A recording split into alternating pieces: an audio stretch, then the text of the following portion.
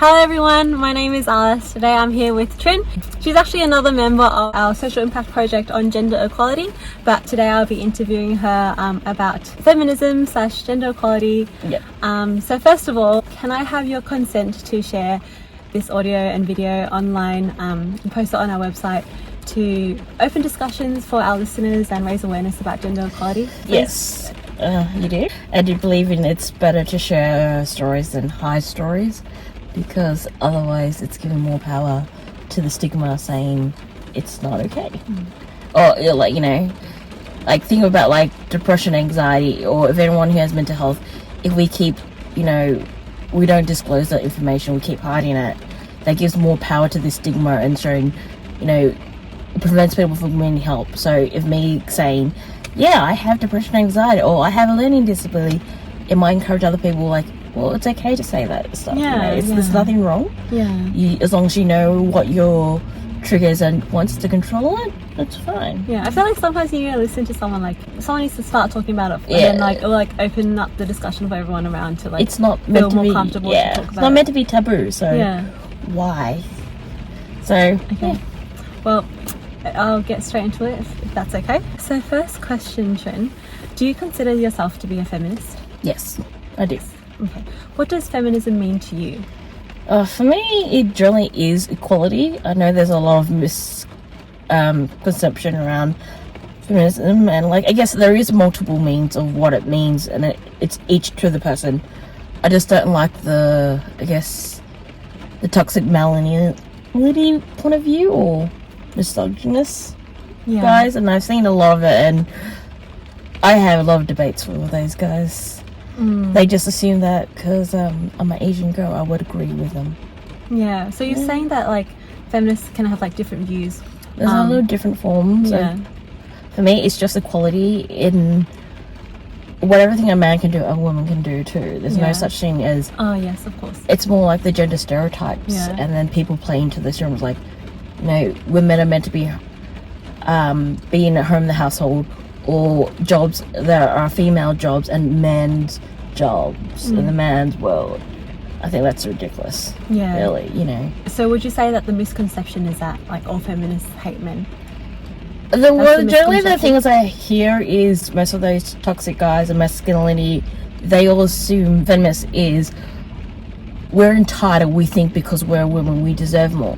And I've actually met a few feminists who are like that. I'm I don't agree with that. Why do you think people think that way? To be honest, I think it's a rumor that started by one of the misogynists, and then I think that was one of the ways to justify. And I guess some feminists who did want it, they kept arguing their point of view, where they, in the end, they kept going for empowerment and equality, and then over time they blur the line. They forgot. They take it too far sometimes. So it's hard. I think even I think for the guys as well, it just takes too far on, and it is taught behavior unfortunately as well. Okay. So let me get this straight. Feminism, in our point of view right today, is about gender equality, and it's equality. Yes. We talk about there's a lot of campaigns about anti-violence against women, but I'm so when I used to go out clubbing with my dads, I chat to the bartenders, and there'll be a lot of cases where a group of drunk women attack men too. So, but no one actually spoke up for the men. So I think it goes both ways. So violence against anyone is a no-no. Not just doesn't have to be a woman or a man. Yeah. Just violence against anyone or any of that. Stop. And I do believe that we should teach the younger generation. Educating them that behavior is not okay. This line of thinking is not right. For both genders. For both genders, not just one. And you need someone advocating not just for women but for men as well. And the other way around. And it does stem from backward tradition.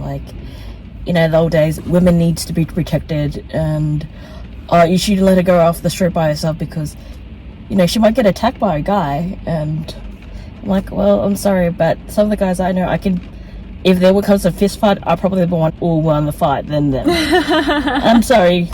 Even my first husband, her partner was you just gotta stop behind me, and she's honey, I hate to say it, but I think Trinh might be a better like, if there was someone attack, I got a feeling Trinh will be defending us, not you. So, you know. But it was just like, it doesn't, you know, that role doesn't really... Yeah. Where did your journey as like a feminist start? Like, was there any triggering event that... can I ask that question? Or is there, do you have an answer in mind? Not really. I guess, growing up, I was, being my family being quite traditional, I did have that point of view. So it was only because they had to work a lot, and I grew up watching a lot of TV, and that kind of raised me when my parents wasn't around. So I ended up watching shows like Full House, Seven Heaven, and a lot of those Western Christian values. Although I'm not Christian or I'm an atheist, but those, like, you know, humanity values got brought into me. And then I got more into groups and saying, like, you know, like seeing the culture, like, you know, the jokes, and then it's just over time I got more and more as a feminist, and I did believe in equality, because like I had cousins where they make a lot of toxic masculinity jokes, and they think it's, and I swear it's so borderline a misogynist, and like I wouldn't say go there even beyond misogynist, and unfortunately that was taught behaviour, because I know that his dad does it too, but his dad comes from an old school tradition. They're coming from a very the word that comes to mind. That's okay. So, like, I just beep you out. Yeah, like, the jokes comes like the kind of you want to punch, unfortunately. But yeah, it's just growing up with that kind of attitude, and every time I try to speak up about it, and just got told to shut up, be quiet, let it go. I feel like as a kid, like how you raised at home is like all you know. And then, like, what do you think is the point where you realise that, oh, maybe, like, some behaviour and some, like, views at home are, like, not right? Or, like, when was the point where you realised that? It was, like, watching all those shows you were talking about? Yeah, I was watching those shows, and I got a feeling that I was more of a, like, because I was always the weirdo, I was always the outsider, and so I'm always rooting for the underdogs. Like, I see someone sitting by themselves, my first immediate is to go sit next to them and have a chat to them, kind of thing. It's kind of reason why the same behaviour that made me wanted to do advocacy and working with the community and becoming a youth worker. It was because of that strong need for advocating for other people's rights, for those who can't speak for themselves, or who either can't or don't, they for some reason too shy. Like, I want to speak. That's really good. I'm really proud of you for doing that. Especially, I'm friends with a lot of strong feminists as well, but for me, it's more like, it's not, I feel entitled, but it's more, my view of as a feminist is just equality. Overall. Yeah. Like, just as, you know, a woman can do whatever a man can do, and a man can do whatever women can do. Yeah, exactly. So that's what we've got to teach the next generation. Yeah, I have no wrongs if the guy wants to be home to stay home dad. And yeah, exactly. the mom can just pre-pump the bottled milk, or the guy, he can use formula and feed the baby. Well, my next question is, have you ever been told or seen someone being told that you can't do something because you're a certain gender? Oh, all the time. Yeah. Can you give me an example? Can be something you've seen or a personal experience. You don't have to say which one it is. When I was younger, I was kind of a bit of a, like, very, very, this is like way back, and early high school is where I was getting into the whole gothic and punkish style. So I was very, I think I had one of those faces as well. I was so into the piercing and the black shirts and the dragon designs, and I remember I got told girls shouldn't get tattoos or drink or do that, because the girls who do that, they're either in a gang or very easy. So I was told not to do any of that stuff, and because as a woman you have a reputation, and that means you attract a different type of characters around you. Yeah. So it's unfair, isn't it? Can I ask who were the ones that told you that? Pretty much most of my family told me, and I think later mid-high school I did kind of rebel a bit. Like, I did dress up when I can. I did dress up a bit of like a goth. Is it that like conservative mindset? Yeah, look, I did it really low-key in front of them, and then when I was on the tram, I had the makeup kit I only had the fine liner, and I was still pretty much all my gothic makeup was done by the fine liner, because they would have big objections to it. Yeah. So, like, I think we call it underdressing or overdressing. Yeah. So when you get, like, you know, with your parents, you had a different view, but as soon as you've got out the door, you're in a safe distance. You're taking all the clothes off or putting different shirts on, and I think we've all done that. Yeah, for sure. Yeah. For me personally, growing up, like, there were instances where, like, my parents told me I couldn't stay out late, but then they wouldn't care if my brother, I have a little brother, stays out late, and they told me to make sure I come home early. And when I asked them why, like, it'd be because I'm a girl, you know, and I always thought that wasn't fair.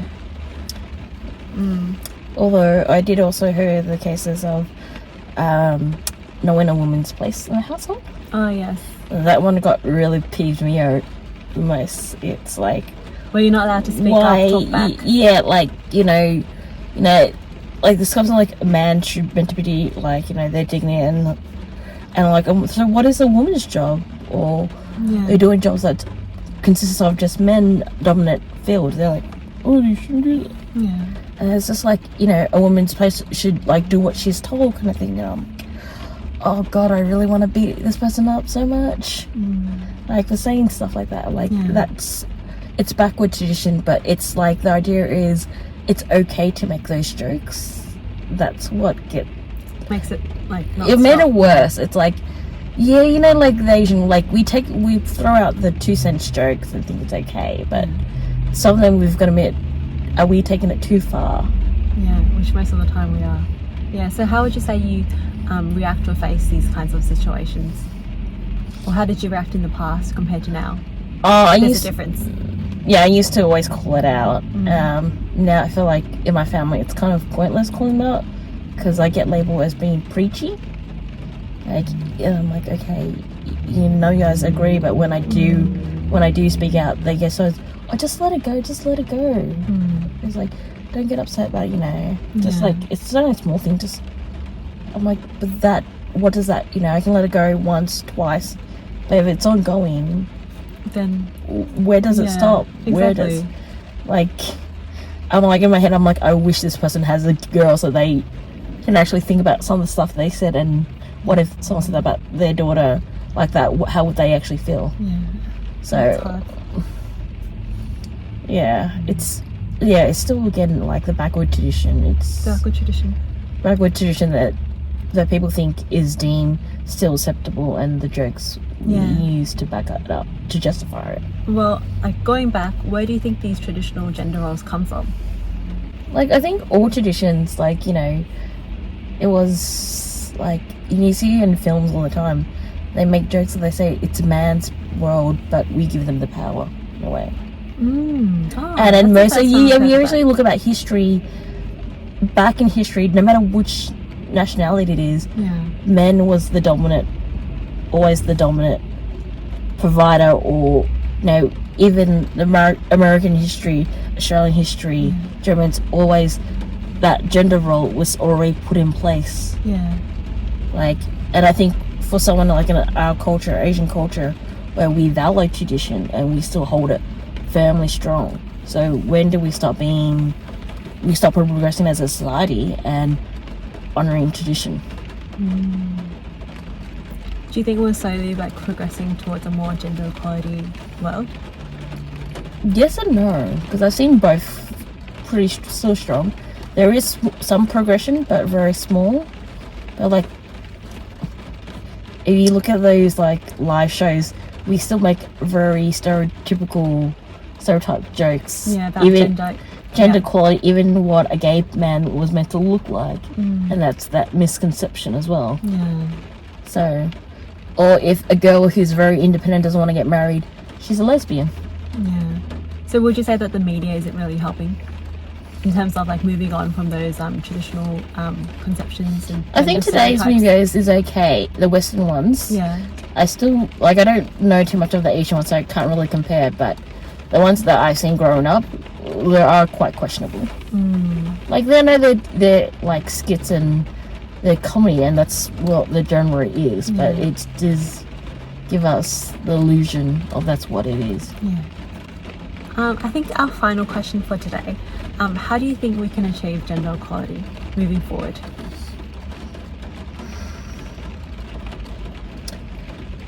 Oh, I always am a big favourite of calling out, but I know that has backlash, and if you're not comfortable calling out, then don't. But maybe educating the next generation or people, like, it's like that behaviour or that 2 cents comment about, you know, sexist jokes about a woman's knowing her place or doing what she's told kind of thing. Yeah. Even talking about it, like, just telling them, like, hey, that's not nice, that's not appropriate. Like, teaching the next generation that it's not acceptable behaviour. If anyone talks to you like that, stand up for yourself. Yeah. Teaching the next generation, that's it. Because I think, like, the thing about, like, upholding traditional values, it's like, which ones are the good ones that you want to keep upholding and, like, pass on to the next generation. Yeah. And, like, gender stereotypes is definitely not one that we want to keep passing on. Yeah. Yeah. So it's gonna start from here, from us. Yeah, you don't have to buckle down to the traditions you don't agree with. Yeah, exactly. Okay. Well, I think we'll end it here for today. Yep. Yeah. Okay. Thanks for joining us today, Trinh. Well, cheers.